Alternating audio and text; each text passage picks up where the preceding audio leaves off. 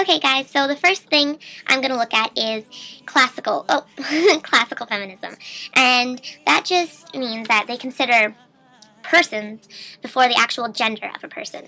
So they believe that it's nurture that affects the outcome of a child. So it's culture that it's the way that you are brought up. So the theories of pink and blue theory, of like a baby girl gets dressed in pink and a baby boy gets dressed in blue, and little girls play with Barbies and little boys play with monster trucks. And they believe that sexual differences are irrelevant. And they're only relevant when it comes to dealing with procreation.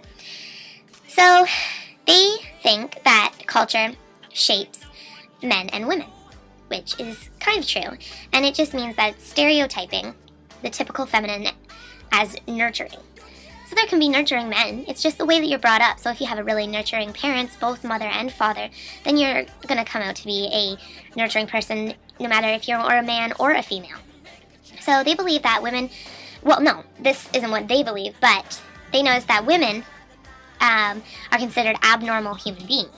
They consider the man as the normalcy, and the women as the abnormal. And the thing is that they see women as weak with no knowledge. Is just some things that some people agree on. And you could say that, but back in the day, in society, women were weak and they had no knowledge because they didn't have any power over a household. The man had all the power, and they weren't knowledgeable because they didn't have any education. They didn't go to school. Only the men did.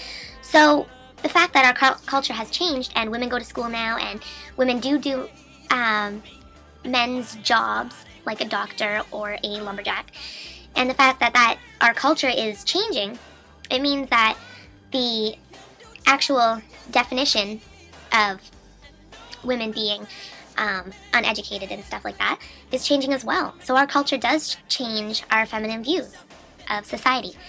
So if we change our culture, we can change the feminine nature, or probably even the male nature as well. So yeah, that was just a quick thing about classical feminism, and the next video I'll do is different feminism. Okay, bye.